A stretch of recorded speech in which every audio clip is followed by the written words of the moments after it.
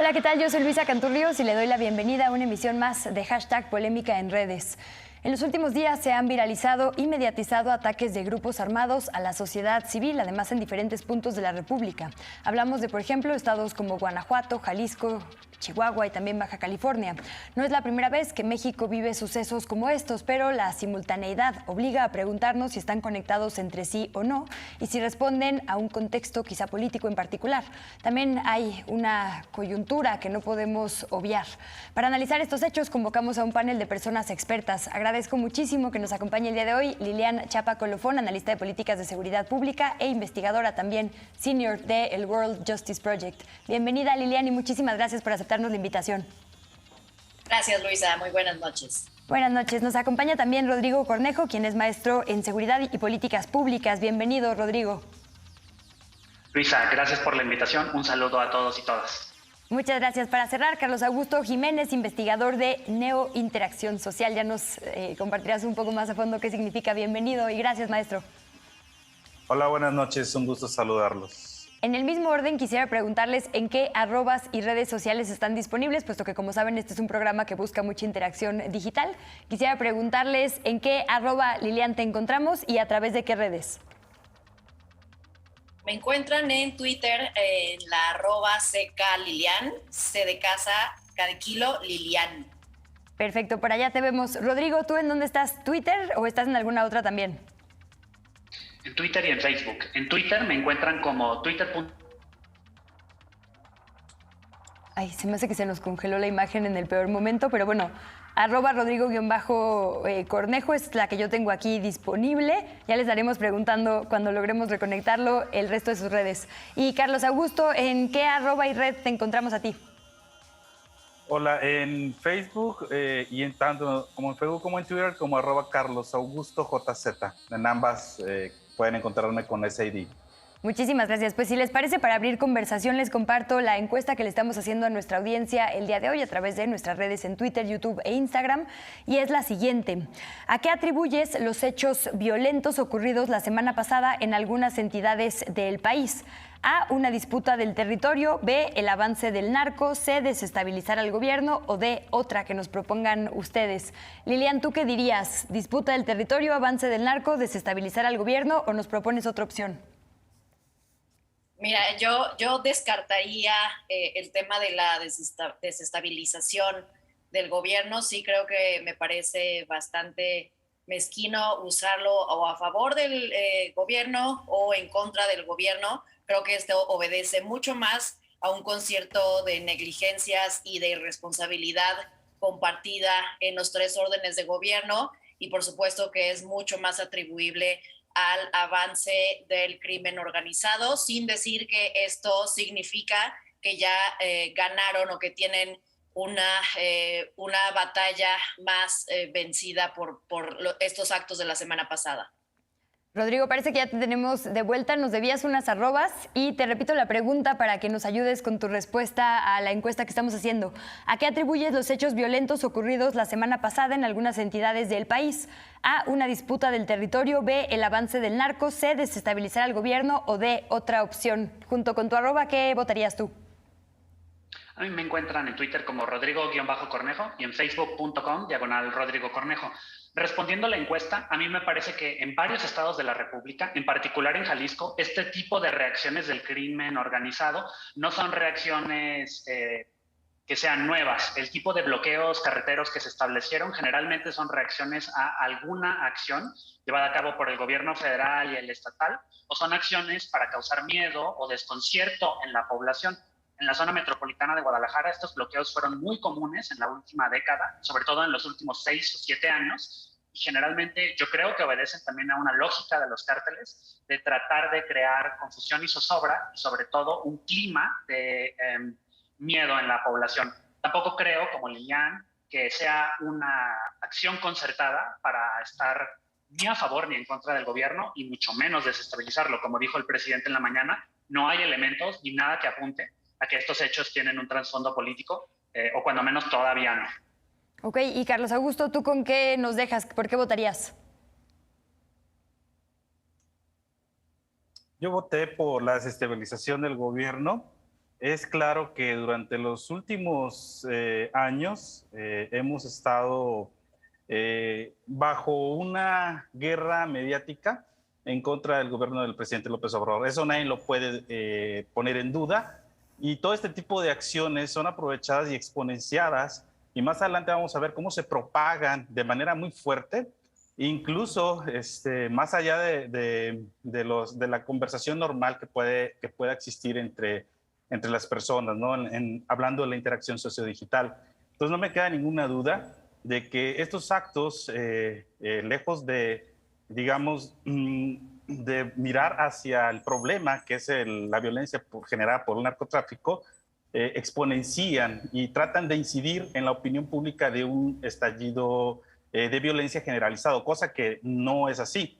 Es obvio, y los hechos están ahí, que hubo estos actos, pero de ninguna manera podríamos decir que son cuestiones generalizadas en todo el país. Como bien lo dijo Rodrigo, ha habido en Guadalajara, en Monterrey, estas cosas de los narcobloqueos eran cosa común, ¿sí? Y no solamente eran eso, eran los colgados en los puentes, eran los quemados en el Casino Royal, en fin, ¿no? Y ante eso los medios hicieron un pacto de silencio, ¿no? Entonces se autocensuraron, y ahora vemos lo contrario. Están exponenciando cada cuestión que se pueda para, bueno, pues minar de algún modo la estabilidad en el gobierno. Digo, cualquiera podría mirarlo de esa manera. Yo creo que en ese sentido, a mí no me cabe la menor duda que es así. Pues muchísimas gracias por sus votos y su argumentación al respecto. Le recuerdo a nuestra audiencia que puede votar en @canal14mx, particularmente en esta hashtag Polémica en Redes. Estamos usando el hashtag seguridad.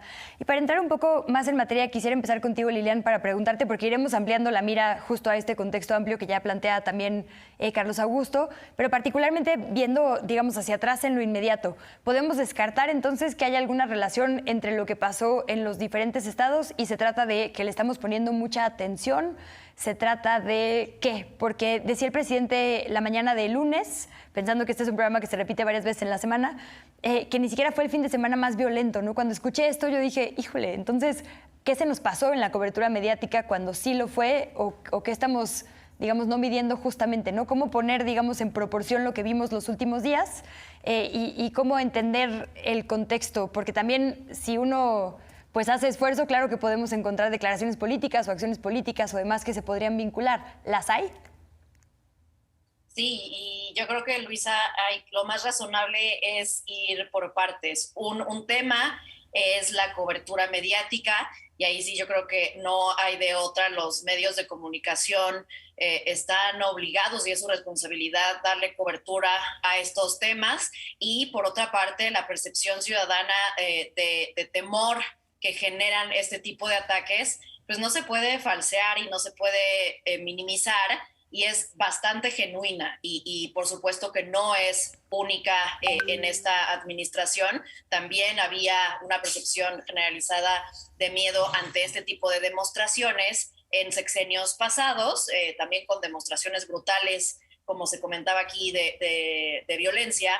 Pero pues eso no quiere decir, no hace que sea menos sensible hoy en día.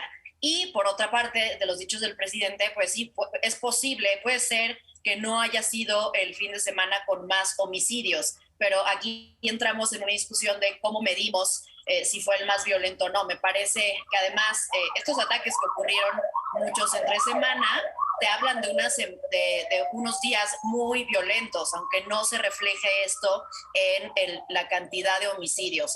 Podemos hablar de violencia en términos sí más espectaculares. En algunas ciudades no tuvo víctimas fatales, pero esto no quita que las personas sintamos miedo, las personas que viven en las ciudades afectadas tengan miedo, y que esto los lleve incluso a alterar sus actividades, como en los lugares en los que se cerraron las escuelas y otras actividades económicas relevantes. El miedo ahí está, y pues ahí yo sí creo que es un error tomarlo como una una estrategia implementada desde medios de comunicación o de ciudadanos para afectar la autoridad del presidente o de cualquier otro gobierno. Creo que sí, a veces un poco se lleva esta discusión de seguridad pública al terreno meramente político electoral, y ahí es donde creo que nos perdemos el foco de hablar de las posibles soluciones, Luisa. Llegaremos también ahí, Lilian, y además sé que tú eres una experta justo en esto, en la comparación de políticas que han servido o no en otros lugares, entonces será muy valioso escucharte un poco más adelante. Para seguir en este mismo tono, quisiera aumentar el nivel de dificultad, Rodrigo, y ponerte un par de tweets que estuve viendo en las últimas horas y los últimos días. Uno es del medio Político MX, que precisamente promete noticias del Círculo Rojo, y dice lo siguiente: según reportes del gobierno federal, Nemesio Ceguera, el Mencho, estaría en una situación grave de salud, por lo que cabecillas del Cártel Jalisco Nueva Generación se debatirían su sucesión, lo que estaría empujando a los narcobloqueos donde más influencia tienen. Otro tuit de la reportera Janet López Ponce de Milenio que dice lo siguiente, hashtag 8 columnas, la orden del Cártel Jalisco Nueva Generación fue directa, golpear a Guanajuato. Aquí no tenían nada que presionar ni negociar, la detención no se había dado aquí. Y bueno, cita ahí también su propia información. De repente escuchamos tantas versiones y versiones encontradas y cada medio, ¿no?, planteando sus hipótesis, que es muy difícil desde la ciudadanía seguir los temas. ¿Qué nos recomiendas tú? Aquí hay dos hipótesis. Una sobre si los medios y las redes terminan jugando en la percepción y esto empuja a decisiones políticas, o si, digamos, operan también en dos niveles separados, ¿no? Una cosa es lo que pasa, digamos, en la cobertura y otra lo que sentimos cuando salimos a la calle. ¿Tú en qué bando estarías de los dos que se han planteado? Y un poco esto, ¿no? ¿Cómo quitarnos el ruido de las diferentes hipótesis? Porque en seguridad casi siempre son hipótesis, sobre todo en temas de narco, para enfocarnos en lo que está pasando, ¿no? Y cómo enfrentarlo desde la sociedad y el gobierno. Los medios evidentemente tienen una agenda que es más allá de la agenda informativa y es moldear o influir en las percepciones de la opinión pública respecto de una línea editorial. Algunos medios evidentemente, y esto vale la pena tenerlo muy claro, tienen una agenda que va a acentuar los hechos de inseguridad porque no están de acuerdo con las políticas del gobierno actual. Como lo dijeron otros panelistas, esto es un hecho normal de la vida política. Lo que yo sí creo que hay que tomar con mucho cuidado es que hay pocas cosas, por ejemplo, del tuit de Político, en las que tenemos certeza. Sabemos que el Mencho o Nemesio Ceguera es un michoacano que tiene un grado de dominio importante en el estado de Jalisco, es michoacano, a pesar de que encabeza esta escisión de un cártel michoacano que ahora se llama Jalisco Nueva Generación, y sabemos que ellos tienen cierto control territorial en otros estados de la República. De eso a que un medio de comunicación pueda afirmar que se giraron instrucciones directas, digo, a mí me parece que es parte más de la gran soberbia con la que, no sé si este medio, pero sí muchísimos, y sobre todo algunos medios extranjeros, dan credibilidad a ciertas versiones de que el cártel tal hizo tal cosa, o de que tienen fuentes encubiertas o informantes, que ya hemos visto durante el Calderonato que tienen nula o poca credibilidad, y con eso procuran contarle una historia muy sencilla a la población de qué es lo que está pasando, quién atacó a quién y a qué obedece. Entonces yo creo que siempre hay que tomar con un grado de escepticismo estas versiones que dicen por qué ha sucedido lo que sucedió, por ejemplo, en estos narcobloqueos. En segundo lugar, yo creo también que para que los ciudadanos puedan hacerse de elementos de por qué está pasando lo que está pasando, también vale la pena tomar en cuenta elementos políticos, como quién está gobernando estos estados de la República, qué tan frecuentes son estos hechos y sobre todo si se encuentran indicios políticos. De nuevo, ahorita todavía, de parte cuando menos de los cárteles, no hemos encontrado los multicitados narcomensajes o narcomantas, y tenemos algunas declaraciones de los gobernantes que dan a entender que ellos tenían antelación, tenían conocimiento, por ejemplo, en el caso de Jalisco, con antelación del operativo. El gobernador Enrique Alfaro dice que él, de hecho, decide no ejercer acción contra estos bloqueos para evitar una mayor pérdida de vidas. Y también aquí tenemos un doble estándar o un doble rasero de los medios. Cuando al presidente se le criticó tremendamente por utilizar el mismo principio de evitar la mayor cantidad de daños o de pérdidas humanas, se le criticó duramente, y estas declaraciones del gobernador de Jalisco pasaron desapercibidas o fueron minimizadas por los medios. Así que yo creo que hay que poner atención específicamente en esto y que no todas las versiones de por qué el narco hizo algo que son creíbles son necesariamente verdaderas, ¿no? Carlos, y tú eres quien sigue, digamos, muy de cerca las redes sociales y además tienes esta expertise para mapear la conversación. ¿Hay algo que te haya llamado la atención particularmente sobre lo que dijimos ahí en los últimos días? Sí, mira, particularmente, bueno, la narrativa de la narcoviolencia se había estado enquistando de una manera, ¿no? Esto es, acusaban al presidente de estar aliado con el narco, por saludar a la mamá del Chapo, acusaban al presidente de estar aliado con el narco por haber liberado a Ovidio, etcétera, ¿no? Y por ejemplo, aquí tenemos este análisis que hice exclusivamente del tema de la narcoviolencia, que no fue tan potente como en los análisis que después también les presentaré por estados, ¿no? Quiere decir que esto, pero sí podemos extraer algo que dice ahí, semana de terror, ¿no? Digamos, fue una conversación que giró en torno a estos días donde hubo bloqueos concatenados en diversos estados del país. Es claro que el sentimiento de estos tweets, como tal lo indica la gráfica, es mayoritariamente negativo. Y bueno, pues estamos ante una narrativa que, como decía, se vino construyendo, ¿no? Pero resulta ser que en los tweets, digamos, de esta semana pasada, pues se acusaba ahora al gobierno, ¿no? De incompetente, de una inacción, etcétera, ¿no? Entonces, digo, ¿cuál es la narrativa que quiere manejar la oposición con respecto al presidente? Bueno, la narrativa de que está aliado con el narco, pues se les cae, ¿no? Y ahora lo tachan de incompetente, ¿no? Entonces, bueno, ellos están continuamente, como lo dije a un principio, buscando cualquier cosa para poder exponenciar y tratar de mirar. Más adelante vamos a ver que ya no solamente el presidente López Obrador, sino al partido Morena, dado que pues es el contendiente a vencer en el 2023, en las próximas elecciones del Estado de México, y en el 2024 para la elección presidencial. Entonces yo creo que la narrativa está cambiando, lo vamos a ver en un instante más, cómo ahora ya no solo es el presidente, sino es el gobierno, la 4T, Morena. Entonces ellos también, digamos, están girando la mira hacia el movimiento, ¿no? Entonces eso también me parece interesante anotarlo, porque pues vamos a estar viendo más ataques hacia este partido.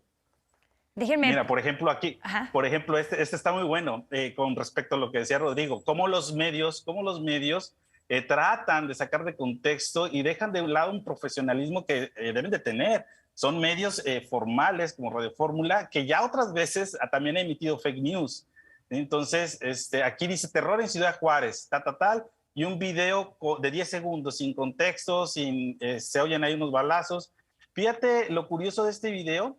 Tiene muy poquitos retweets y likes, pero las reproducciones rebasan los 70,000, ¿no? Entonces eso te habla que estos videos de terror pues tienen ese impacto. La gente tiene miedo de interactuar con estos contenidos porque pues dicen, bueno, no puedo, a lo mejor podría ser medido, podría ser localizado, etcétera, y nada más los ves.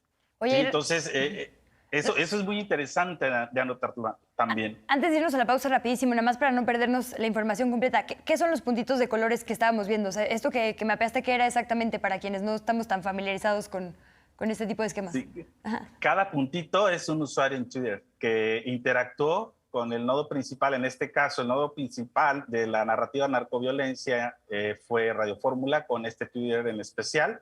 Okay. ¿Sí? Y por ejemplo, ahí está también SPR Informa, que él de este medio informa en contexto lo que está pasando en varios estados del país, ¿no? Entonces, por eso también se vuelve un nodo central y otros nodos como el Universal. Pero te digo, el más viral fue donde se infunde miedo, como ya lo han dicho.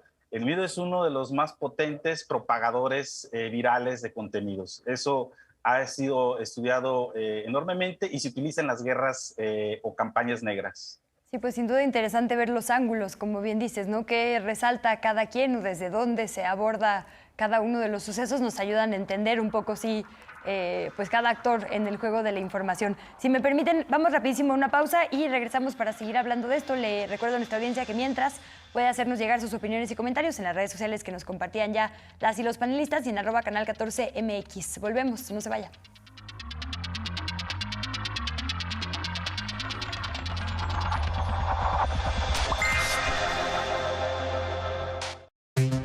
vives en Estados Unidos, pero quieres seguir participando en la transformación de nuestro país, nace TV Migrante.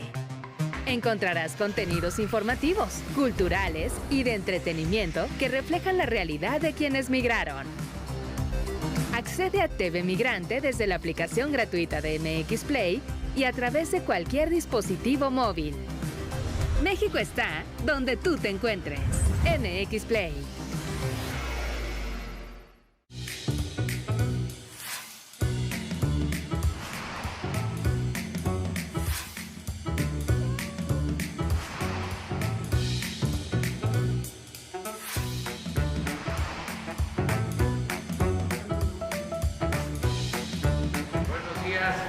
Pues esto ya empezó, estimada Azul. Ya empezó, mi querido Jorge. Y mire, la mejor forma de entender la mañanera está aquí. Mañanera 360. Todos los días, de lunes a viernes, después de la conferencia matutina presidencial.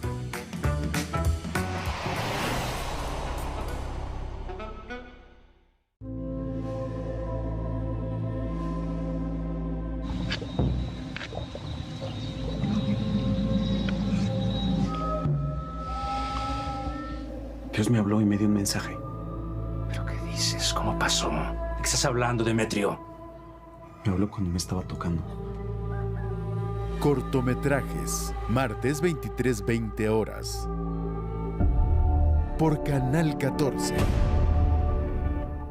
Esta semana en casa de los Alcántara. Soy una coneja. ¿Qué significa ser una coneja? Significa que estoy embarazada, François.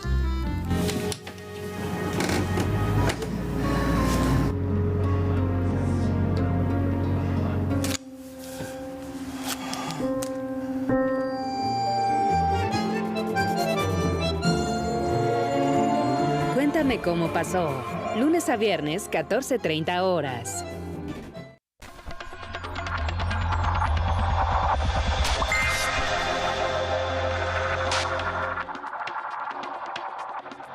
Gracias nuevamente por su sintonía en la señal de Canal 14 y por supuesto por sus opiniones y comentarios a través de nuestras redes sociales. Para abrir este segundo bloque quisiera que viéramos un tuit de Luis Guillermo Hernández que dice lo siguiente, algo que referías, Carlos Augusto, hace unos segunditos. Sangrienta memoria, 1 de 3, porque es un hilo, pero solo quiero usar esta primera parte. En pleno fragor de la guerra contra el narco, desde Los Pinos, @Felipe Calderón y múltiples dueños de medios y periodistas, encabezados por, y cita ahí a los dueños de Televisa y de TV Azteca, las grandes televisoras, pactaron un acuerdo de silencio que consistía, dice él, en ocultar la violencia incontenible. Y esto me parece importante, Lilian, porque en los medios de comunicación siempre estamos hablando sobre cómo cubrir la violencia, ¿no? En el tema de género es muy claro que lo explícito revictimiza, entonces, por ejemplo, ahí creo que hay pactos abiertos, yo lo diría, ¿no?, de no contar una parte de la historia porque solo es peor para la dignidad de la persona. Pero ¿qué pasa con estos temas, los de narcotráfico? ¿Se puede pactar no contar una parte? ¿Eso ayuda? ¿Eso no ayuda? ¿Cómo ha sido en la historia de nuestro país y cómo estamos en este momento? Porque efectivamente, pues para la gente que, por ejemplo, no está en el norte del país o en ¿no?, zonas como Tierra Caliente, es muy difícil saber lo que está pasando si no es a través de los medios de comunicación y hoy de las redes sociales. Así es, y la verdad es que lamento no tener acceso a este hilo para que nos compartes para dar una opinión muchísimo más específica en cuanto a qué se refiere. Supongo que se refiere a que durante el sexenio de Felipe Calderón las coberturas no fueron lo suficientemente exhaustivas. Hay que recordar que el auge de las redes sociales y de pues una aplicación como Twitter pues todavía no estaba al máximo. Yo me acuerdo, yo personalmente trabajaba en una redacción de noticias entre 2007 y 2010 y eso sí, en efecto, la cobertura de una agencia como Notimex era muy vasta al inicio de la guerra contra las drogas de Felipe Calderón y después se decidió bajar la intensidad, o eso fue lo que percibimos en una redacción de noticias. Sin embargo, quienes continuaron la cobertura fueron los corresponsales, reporteros y reporteras que, como hoy lo siguen haciendo, pues llevan a cabo coberturas muy arriesgadas para cumplir su labor. Y yo creo que el problema de hablar de que los medios de comunicación en términos muy generales, su cobertura es resultado de una manipulación o de un intento de moldear la discusión en un sentido u otro, pues sí echa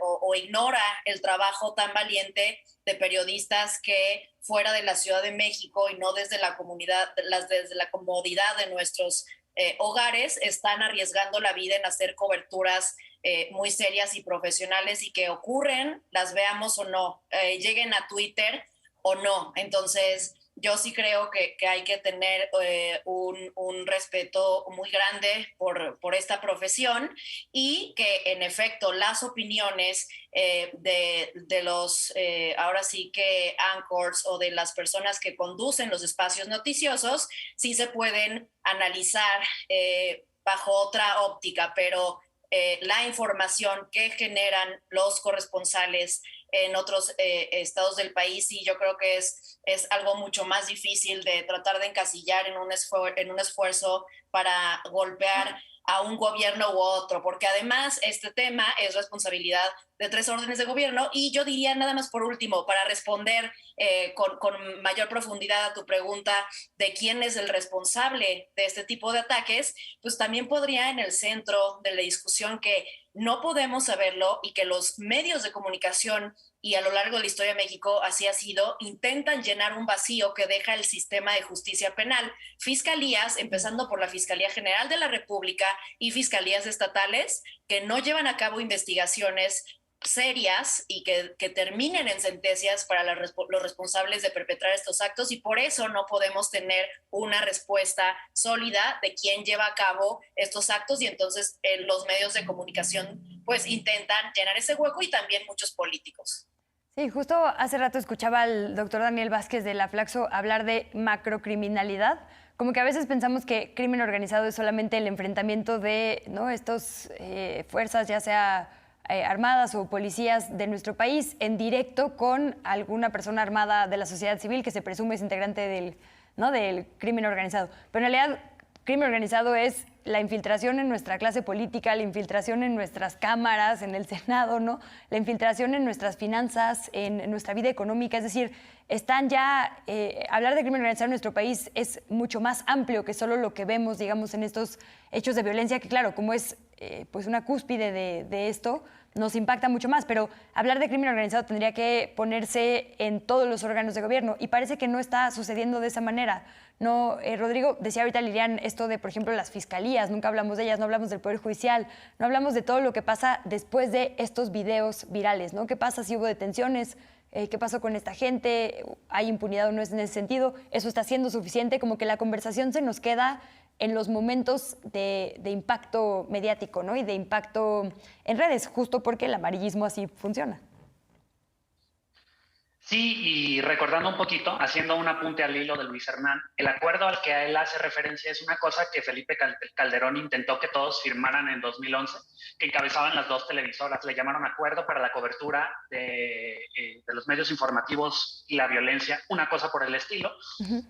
Lo firmaron como 700 medios, pero estaban encabezados por las 2 televisoras, y esto es a lo que alude Luis Hernán cuando habla acerca de un pacto de silencio, porque esto inauguró en 2012, antes de la entrada de la simulación de Enrique Peña Nieto, en donde se desenfatizó el combate al crimen organizado en el que nos entrampó a todos Felipe Calderón. Entró en una época de que se soterraba en los medios de comunicación dominantes, antes de que tuviéramos un panorama más plural como lo tenemos desde hace algunos años, o con los medios de comunicación por internet, ¿no? Entonces, yo creo que ese hilo vale la pena rescatarlo, y vale la pena rescatar este acuerdo, que todavía incluso está disponible en internet. MBS se negó a firmarlo, Reforma también, entonces pues dejaron. Sí, hay unas capturas ahí en este tuit. Ajá. Sí. Exacto, pero a eso hace referencia, y esto es el pacto de silencio que califica Luis Hernán, que a mí me parece que por los efectos que tuvo de 2011 en adelante, sí se le puede llamar autocensura. Yo coincido en ese sentido con esa opinión. Y sobre qué se debe decir desde las instituciones, bueno, sí, México tiene, y esto es algo histórico y estructural, un problema de impunidad, es decir, somos malos para la procuración de justicia porque hay un pesado legado que se está intentando limpiar, y tal vez no se ha hecho lo suficientemente rápido como para que cuando se suscitan estos hechos fiscalías estatales o la propia Fiscalía General de la República pueda salir en un esfuerzo de comunicación social a informar lo mínimo. En algunas ocasiones la Fiscalía General de la República lo ha salido a hacer, sobre todo en acciones de alto impacto que se han encabezado o cuando se han detenido a ciertas figuras de importancia mediática. Pero esta situación en la Fiscalía General de la República, de que todavía no podemos llegar hasta las últimas consecuencias, tiene su espejo en todas las fiscalías estatales, en donde persisten situaciones como la de Jalisco, en donde a pesar del cambio de fiscal, todavía no nos aclara el gobierno del estado de Jalisco qué fue de su dicho de que la Fiscalía de Jalisco estaba infiltrada por el crimen organizado, ¿no? Entonces me parece que todavía falta un gran camino por recorrer antes de que pudiéramos tener una mayor conversación desde las instituciones de procuración de justicia de quién es el responsable de estos hechos. Y un poquito, y con esto cierro este razonamiento, lo que tú decías, Luisa, ¿no? Yo creo que nos imaginamos este juego de policías y ladrones entre los eslabones más débiles de la cadena del crimen, como policías y, en el caso de los cárteles, los sicarios, cuando es en realidad, y una de las cosas más difíciles en procuración de justicia, por ejemplo, es probar o comprobar quién es el autor material, el intelectual o la cabeza que diseñó estas acciones que pusieron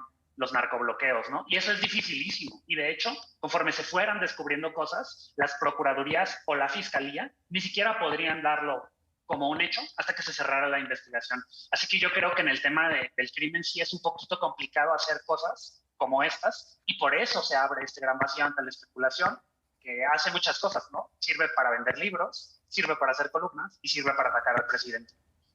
Justo conectamos esto con lo que nos presentabas hace rato, Carlos, pero nos dices que eso quizá puede estar cambiando, que antes la conversación se centraba mucho, digamos, en la figura presidencial. Creo que sí, hablamos del sexenio de Calderón, el sexenio de Peña y ahora el sexenio de Andrés Manuel López Obrador, sin tomar en cuenta todos estos otros actores, ¿no?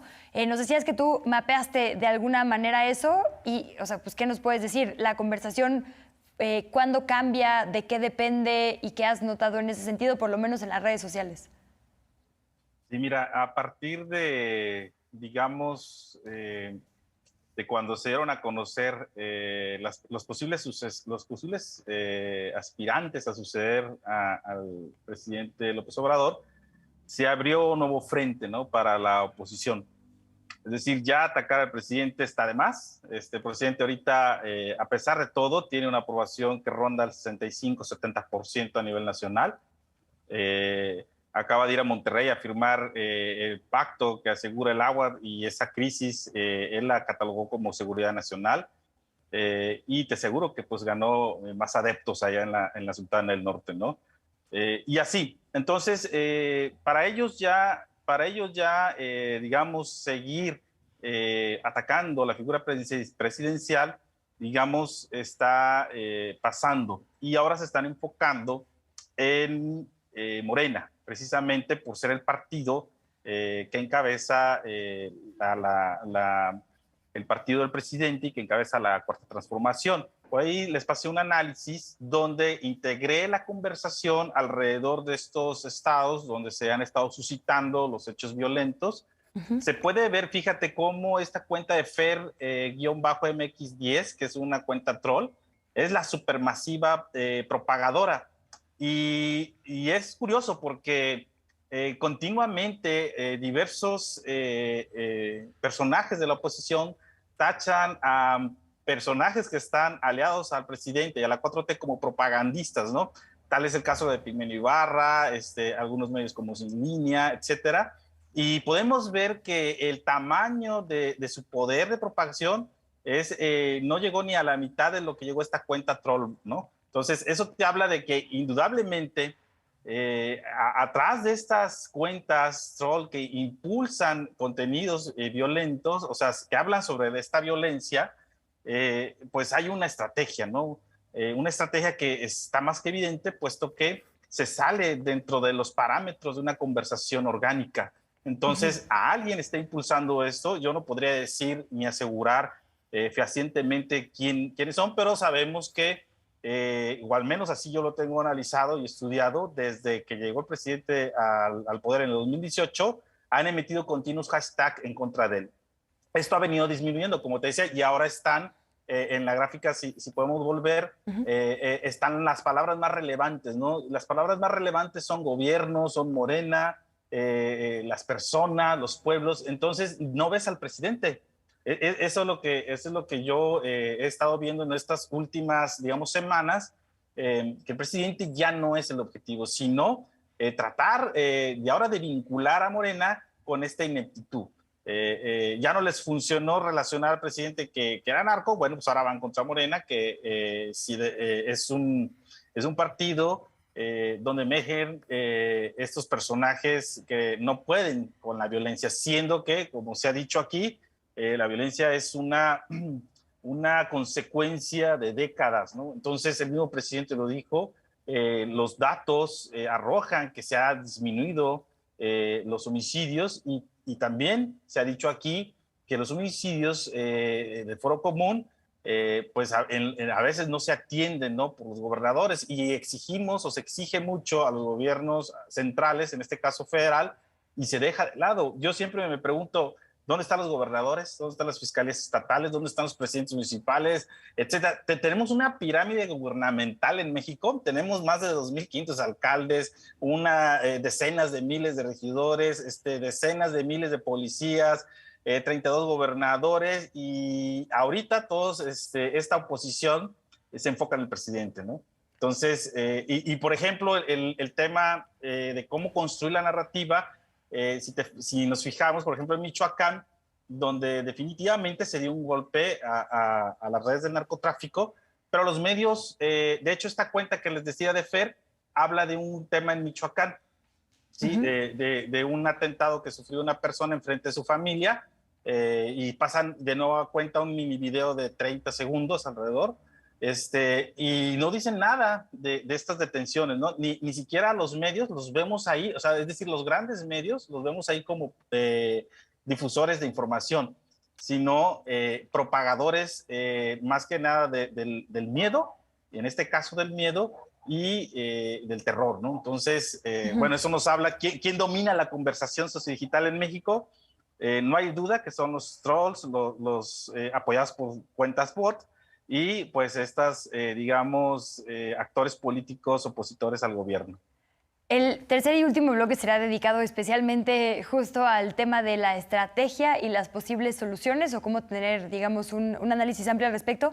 Pero antes, no quisiera obviar esto que dices, Carlos, y para ello quisiera que viéramos un tuit del presidente del SPR, de Genaro Villamil, que dice lo siguiente. Muestra a López Obrador la gráfica del INEGI Informa sobre la cantidad de homicidios por sexenio. Dice, este tuit, con Felipe Calderón se incrementaron casi 200%, con Peña Nieto aumentó 59% y ahora hay una disminución del 9%. Pero en números absolutos son más, ¿no? Y eso creo que ha sido muy confuso para nosotros los medios, bueno, más bien para la audiencia, porque los medios de comunicación no lo hemos podido explicar de forma clara o correcta, ¿no? Inseguridad se compone de percepción y de datos duros, pero estos datos duros también se componen de un montón de análisis, absolutos, tendencias y demás, y creo que no hemos podido poner en su lugar estas cifras, ni para pedir las cuentas correspondientes, ni tampoco para saber verdaderamente qué está funcionando o no. Les pido que tomemos esto como reflexión para los minutos de pausa y regresemos a platicar y a darle sugerencias a nuestra audiencia sobre cómo seguir estos números que se nos presentan en las mañaneras, pero también, por supuesto, en los medios de comunicación y desde las organizaciones de sociedad civil que no podemos obviar. Volvemos entonces, quédese por lo pronto en Canal 14 y le recuerdo que nuestra encuesta de hoy es: ¿a qué atribuyes los hechos violentos ocurridos la semana pasada en algunas entidades del país? Conteste usted en @canal14mx. Volvemos.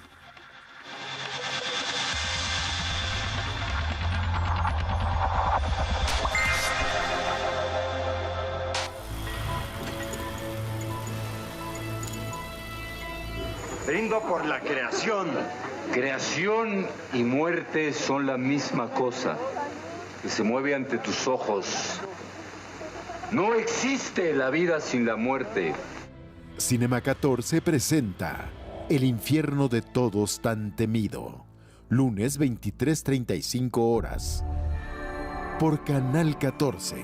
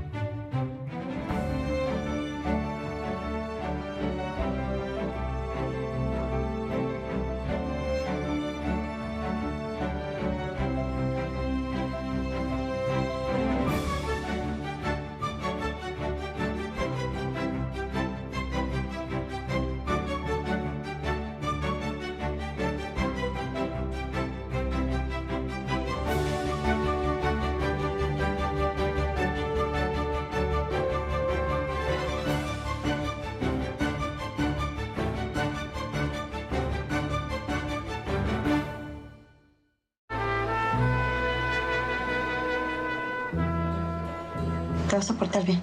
Sí. ¿Me lo juras? Sí. Ahí me quiero yo misma. Tan solo en pensar que ando lejos de mi tierra, no más que de acuerdo, me dan ganas de llorar. Ciclo de cine, celebración del Día Nacional del Cine Mexicano, del 15 al 21 de agosto.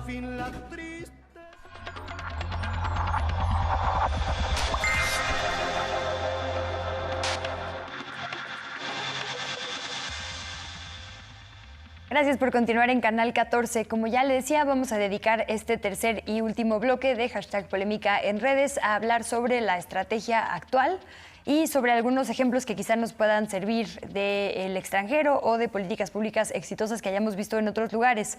Ya nos plantearon muy bien el panorama, digamos, actual que estamos viviendo en cuanto a por qué percibimos lo que percibimos, el papel que hacen los medios corporativos o grandes y los independientes, que creo que es muy importante puntualizar. Pero está el tema de los datos duros, y los datos duros nos ayudan justo a estas dos cosas, ¿no? A decidir si algo está funcionando o no y a diseñar la política pública. Pero el tema de los datos duros es que también se pueden interpretar a modo, o eso es lo que hemos visto. Quien quiere decir que nos está yendo bien, utiliza unas mediciones, quien quiere decir que nos está yendo mal, utiliza otras. ¿Qué nos recomiendas tú, Lilian, para saber o para medir con justicia lo que está pasando y lo que estamos viviendo en cuanto a los datos duros que se nos presentan? Una pregunta muy importante, Luisa, porque en estos momentos y desde hace ya un buen rato en redes sociales y en el discurso público, pues abundan datos y luego a uno no le dicen absolutamente nada estas gráficas más allá de lo evidente. Yo creo que siempre es recomendable observar tendencias mucho más que datos aislados, y ahí esa es una de las desventajas, o donde se queda corto quizá el estar reportando las cifras mensualmente como lo hace el secretariado. Es muy importante tener esta información. El secretariado ejecutivo del Sistema Nacional de Seguridad Pública, que se basa en información que generan las fiscalías y procuradurías estatales. Y pues bueno, creo que sí es mucho más importante ver tendencias. Y lo cierto es que hoy pues no vivimos en un país más seguro o menos violento que hace 10 años. Esa es una verdad incuestionable, aunque ciertamente el homicidio doloso ha registrado reducciones no muy marcadas, pero ahí están las reducciones.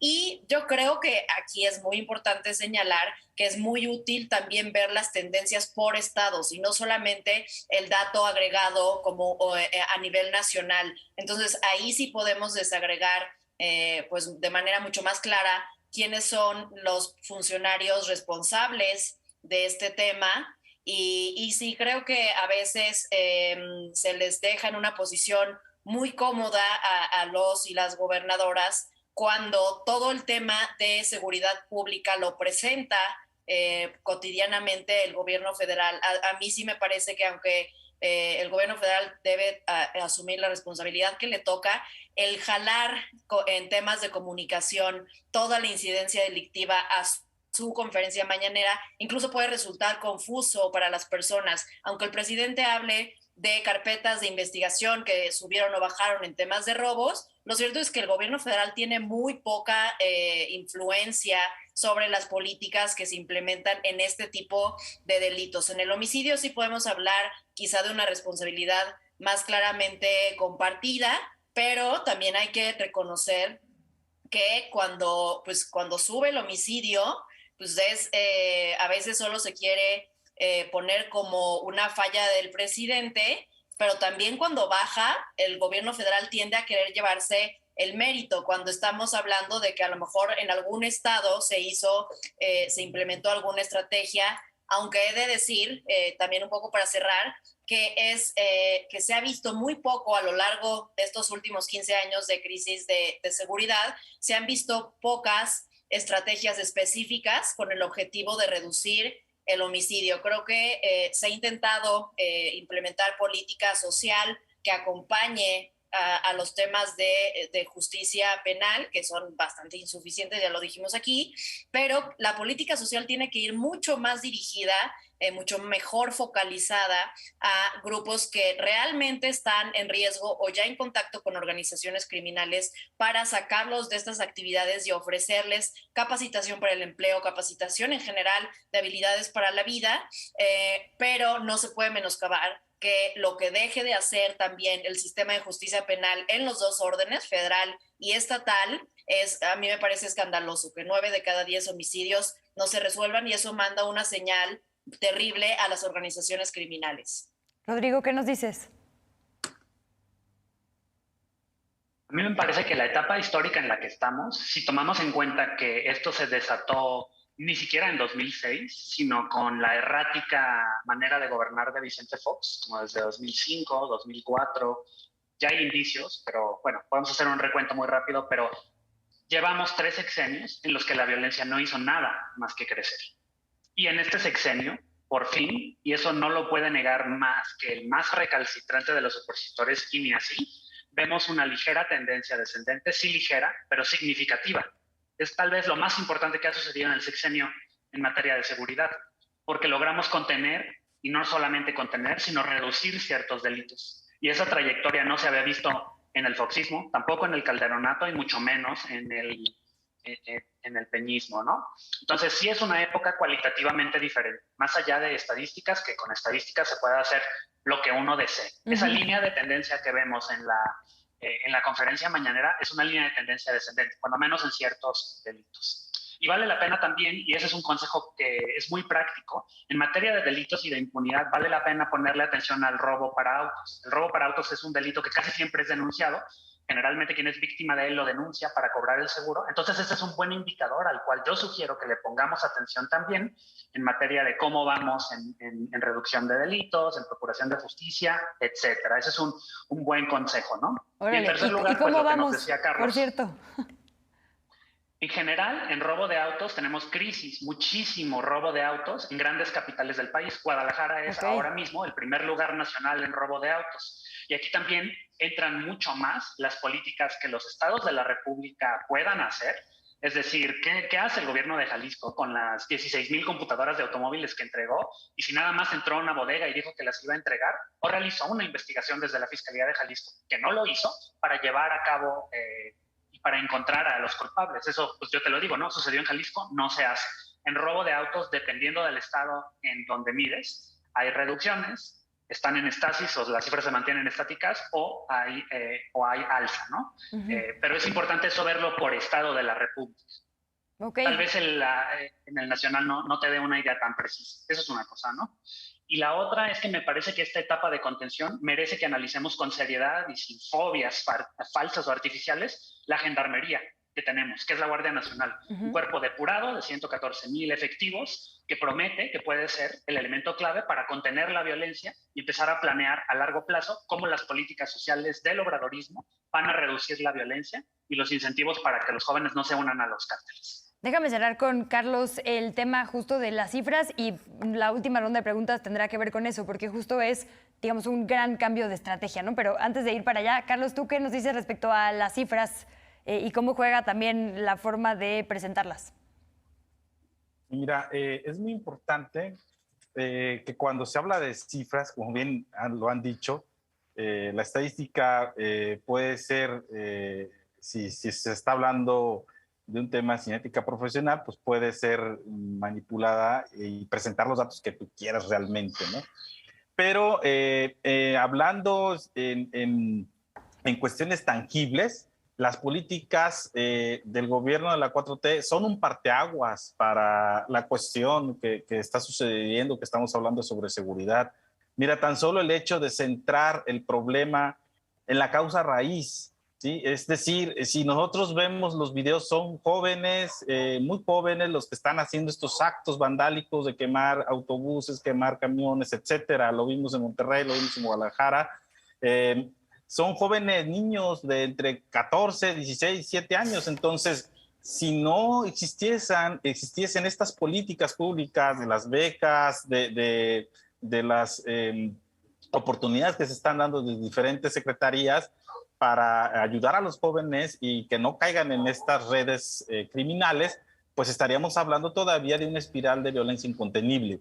Yo creo que el gobierno en este caso ha creado una buena estrategia de atacar la causa raíz. Esto obviamente para los que sabemos de análisis no va a ser, no se va a presentar resultados inmediatos, todo lo contrario, eso va a llevar un tiempo, ¿sí? En madurar estas políticas y en que se muestren resultados tangibles. Uno de los resultados tangibles puede ser esto, ¿no? La medición de los famosos ninis, cuántos jóvenes dejaban de estudiar y de trabajar. Y bueno, ahora estamos hablando de menos de 8 millones, ¿no? Cuando llegó al tope de entre 10 y 12 millones de jóvenes que no estaban haciendo nada, ¿no? Entonces, eso te habla también de que las políticas enfocadas en atacar la causa raíz no solamente es tener más policías, no solamente es tener más patrullas, más equipo, más metralletas, sino todo lo contrario. Ir a la causa raíz, ir a atacar las causas como la pobreza, la falta de educación, la falta de oportunidades. Y mira, aquí una cosa muy importante, la esquizofrenia que desata el presidente entre sus opositores es tal que ante la iniciativa de trasladar la Guardia Nacional a Sedena, acusaron de militarizar el país. Después ahorita piden que entre los militares y luego dicen, o sea, es una, de verdad los trae locos, o sea, mediáticamente yo no les encuentro ni pies ni cabeza en su posición central contra ahora el gobierno, porque ya todos sus argumentos se les han caído, ¿no? Digámoslo de esta manera, y no hayan ahorita por dónde atacar, porque esa es la actitud. Mira, yo me acuerdo de un líder de Frena que ha pedido abiertamente golpes de Estado, ¿sí? Si eso no es querer desestabilizar y si eso no es, por ejemplo, esta cuenta que se propagaba viralmente contenidos muy violentos, digo, entonces, ¿por qué Twitter permite esto, no? Sabemos que tiene estos algoritmos para poder anular estos spam. Entremos en esta materia porque justo me dice producción que nos quedan 4 minutos y no quisiera dejar de preguntarles por esto. Creo que donde yo he visto consenso es en que se necesita una respuesta militar ante el crimen organizado, pero no es lo mismo eso que militarización. ¿Por qué se habla de militarización? ¿Es o no lo es este traslado de la Guardia Nacional a la Sedena? Lilian, ¿y qué nos dice de la estrategia? Un minutito cada quien, por favor. Perdón. Sí. Yo creo que hay que diferenciar en qué tipo de problemas se requiere la intervención de las Fuerzas Armadas. No es en todos nuestros problemas de seguridad. La verdad es que no tiene ningún sentido, no tiene ni pies ni cabeza ese tipo de propuestas. Jamás se ha visto en ninguna parte del mundo que delitos, por ejemplo, como el feminicidio o robo a casa de habitación, sea el ejército el indicado para responder a ellos. Creo que también parte de un mal diagnóstico este tipo de aseveraciones. Sí creo que las Fuerzas Armadas tienen un papel que además está en su legislación en materia de defensa de la soberanía nacional y de territorios estratégicos, instalaciones estratégicas, etcétera. Se deben coordinar con las autoridades locales y estatales para este fin, pero deben ser las Fuerzas Armadas en este tipo de amenazas de mucho mayor escala, no así en temas del fuero común. Hay que hacer responsables a los gobernadores y presidentes municipales. Y por último diría que sí, hoy, de acuerdo con la Constitución que nos rige y a menos que se modifique, hoy la Guardia Nacional no puede estar adscrita a Sedena. Y ahí con eso me quedo. Muchas gracias. Rodrigo, ¿tú con qué nos dejas? El modelo de gendarmería, por ejemplo, el de la Policía Nacional de Colonia, existe con un mando civil y está adscrito al Ministerio de Defensa, que está liderado por un civil. Hay ejemplos de gendarmerías en todo el mundo, tanto en América Latina como en Europa, de policías nacionales funcionales que tienen características militarizadas o que retoman lo mejor de ello. No por eso es un ejército vestido de olivo. Entonces vale la pena, primero, recordar por qué estamos aquí, por el calderonato, por el peñismo, y que por más que nos gustase un retiro inmediato de las Fuerzas Armadas, a mí en lo personal me gustaría Esto no es posible hacerlo ahora. La Marina y el Ejército tienen un papel que deben jugar respecto del combate al narcotráfico, eso está clarísimo, y para todo lo demás debemos tener una gendarmería como la Guardia Nacional. Es evidente que con la moratoria constitucional la oposición está cobrando sin trabajar. Entonces, nos impide discutir una reforma constitucional, o eso es lo que están diciendo, o lo que dicen aquellos hasta defenestrados de sus propias comisiones, como Alito Moreno. Y yo con lo que me quedo es que el hecho de tener que formalizarlo mediante un acuerdo administrativo habla de que la mayor responsabilidad de que la Guardia Nacional no pueda formalizar esta relación de gendarmería que existe en varias partes del mundo y no es motivo de escándalo, o no lo había sido ni siquiera entre la oposición, es que no quieren discutir la reforma. Y si es mediante un acuerdo, habría que leer el contenido del acuerdo.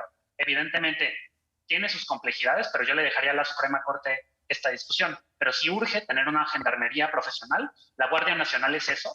Y sí, evidentemente, tal vez no es lo mejor del mundo que esté en Sedena por un acuerdo administrativo, pero pues hay que discutirlo. Y Carlos, la reforma es algo urgente. Carlos, vamos a punto de cerrar. 30 segunditos, por favor. ¿Con qué nos dejas tú? Gracias también, Rodrigo. Mira, yo pienso que esta discusión de la Guardia Nacional tiene que llevarse a cabo y tenemos que exigir como ciudadanos que le paren a su huelga a estos legisladores, ¿no? Estamos pagando y tienen que trabajar. Entonces vamos discutiendo y pues entre todos construyamos lo que necesitamos para salir de esta crisis de seguridad. Pues muchísimas gracias a los tres, Lilian Chapa Colofón, Rodrigo Cornejo y Carlos Augusto Jiménez. Un privilegio escucharles con sus diversos puntos de vista.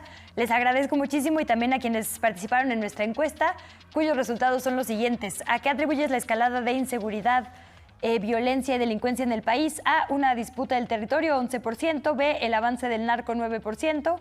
C, desestabilizar al gobierno, tuvo un 75% de los votos, por lo menos en nuestras redes. Y otra, el 5%. Muchas gracias, quédense en Canal 14 y nos vemos en la siguiente Polémica en Redes.